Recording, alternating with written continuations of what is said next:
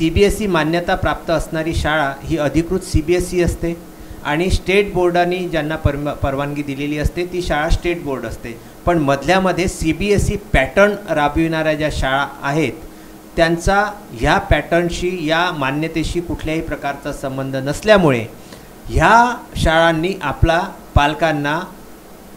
पालकांचे गैरसमज तयार करून पैसा उकळण्याचा कदाचित धंदा चालविलेला आहे असे निदर्शनास येते। मला इथे एक गोष्ट प्रकर्षाने आपल्याला जाणवून द्यायची आहे की CBSE पॅटर्न चालविणाऱ्या शाळांमध्ये एक गोष्ट, जर सपोज आपण एखादे कुठल्याही संस्थेमध्ये नोकरी करत असाल किंवा शासनाचे कर्मचारी असाल, आपण ज्यावेळी CBSE पॅटर्नच्या शाळेमध्ये मुलाला टाकू तर CBSE पॅटर्न राबविणाऱ्या शाळा आपल्याला ज्यावेळी आपल्या बदली झाल्यानंतर किंवा आपली ट्रान्सफर झाल्यानंतर ज्यावेळी आपण आपल्या पाल्याची TC काढायला जाऊ त्यावेळी स्टेट बोर्डाची ती TC आपल्याला मिळणार आहे, कारण त्याची ॲडमिशन जी आहे जिथे कुठे आपण जाऊ तिथे ती CBSE पॅटर्नमध्ये कदाचित होते किंवा नाही हा एक मोठा प्रश्न आहे।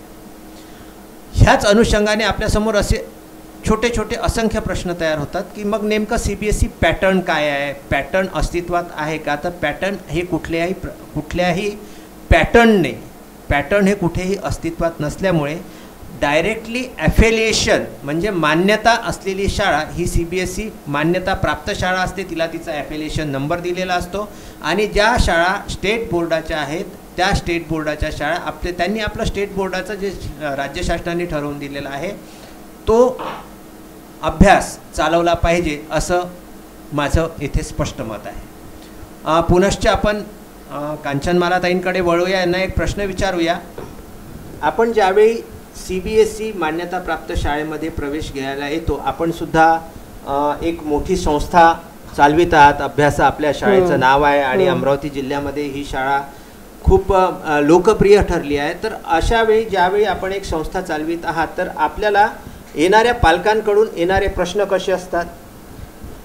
ज्यावेळी प्ले हाऊसपासून तो विद्यार्थी 10वी पर्यंत आपल्या इथून जातो आहे तर या बाबतीतला आपण एकंदरीत अनुभव आम्हाला सांगा।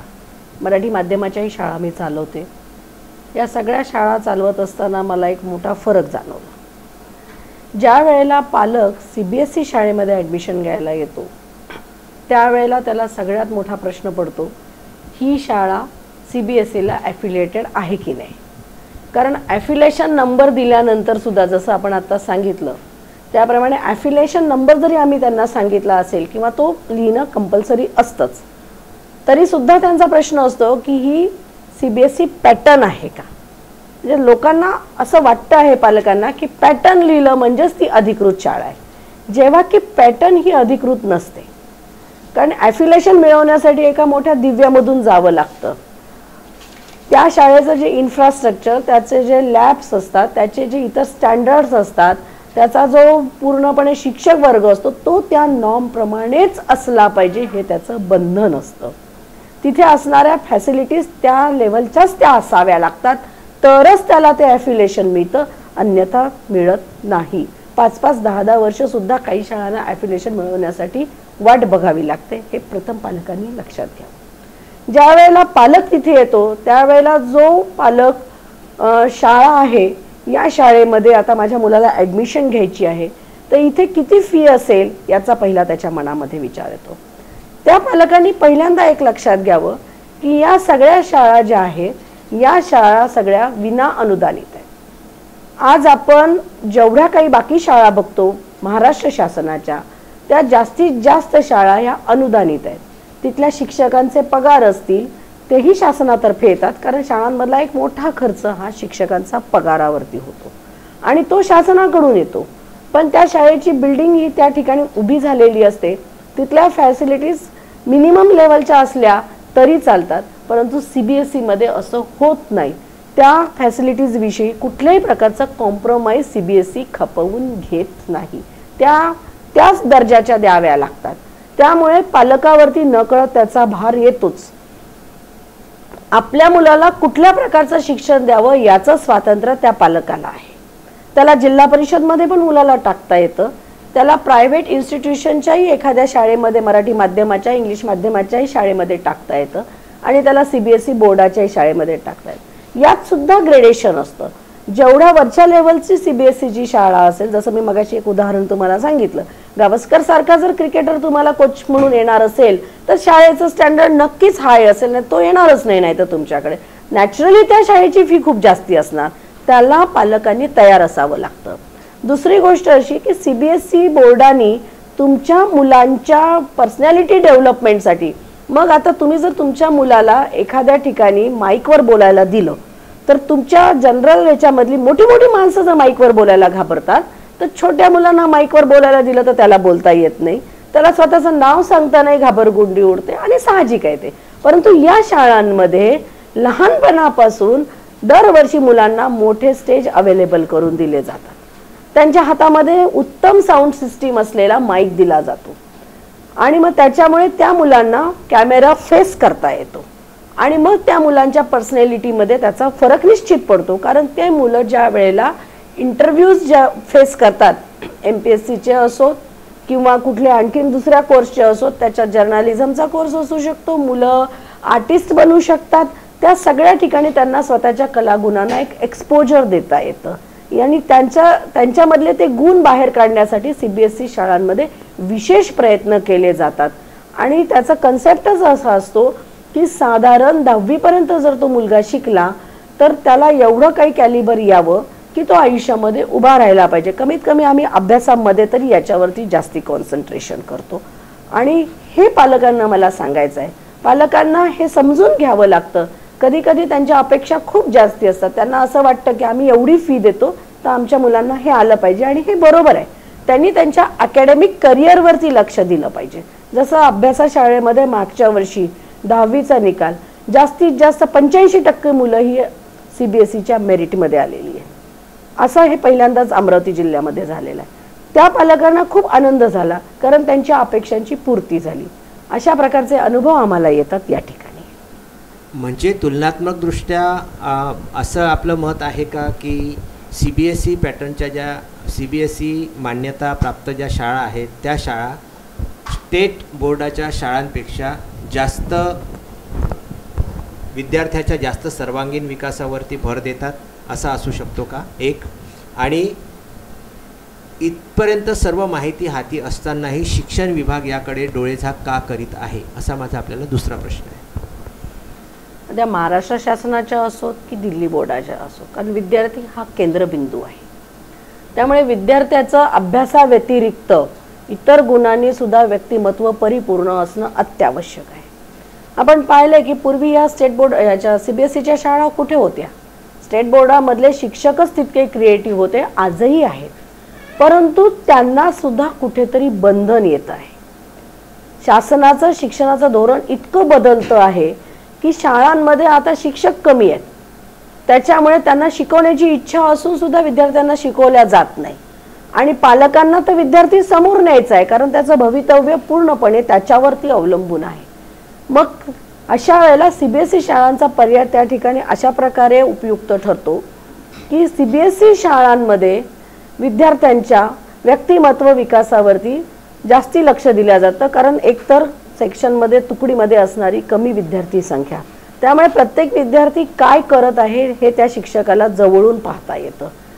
60 ते 80 विद्यार्थी सांभाळणं कुठं आणि 40 विद्यार्थ्यांच्यावरती वेळ पडल्यास काही शाळांमध्ये 25च विद्यार्थी ठेवले जातात.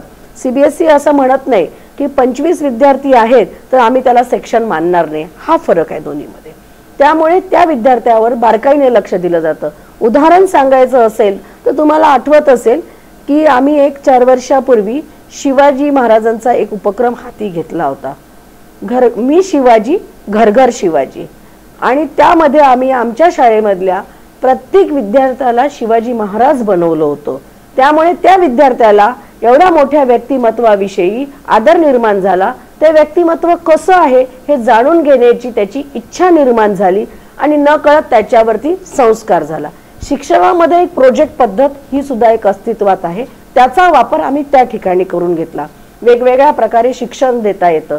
आता हेच मराठी शाळेतही करता आलं असतं पण थोडासा फरक पडतो. आमच्या शाळेचं नाव त्या निमित्तानं लिम्का रेकॉर्डमध्ये नोंदवल्या गेलं. हे आमच्या शाळेमध्ये घडलं. शालेय पातळीवरती फुटबॉल स्पर्धा ह्या अमरावतीमध्ये अभ्यासा शाळेमध्ये मागच्या वर्षी घेतल्या गेल्या. हे प्रथमच घडलं आणि त्यामुळे काय झालं की माझ्या शाळेमधील प्रत्येक विद्यार्थ्याला फुटबॉलमध्ये रुची निर्माण झाली आणि राज्यस्तरीय स्पर्धेमध्ये माझ्या शाळेतल्या विद्यार्थ्यांचे आणि विद्यार्थिनींचे नंबर लागले. हे स्टेट बोर्डाच्या शाळेमध्येही होतं, परंतु एवढी मोठी जर स्पर्धा एखादी गावातली शाळा घेत असेल तर त्या शाळेला तो खर्च पेलवत नाही, परंतु CBSE शाळांना हा खर्च पेलवतो. कारण तिथे येणाऱ्या पालकाची मानसिकता हीच असते की माझ्या मुलाला हे सगळं आलं पाहिजे आणि या सगळ्या गोष्टी त्याला करिअर पॉईंटनं सुद्धा उपयोगी पडतात, त्याच्यामधले सुप्त कलागुण बाहेर येतात. हा फरक आहे त्याच्यामध्ये.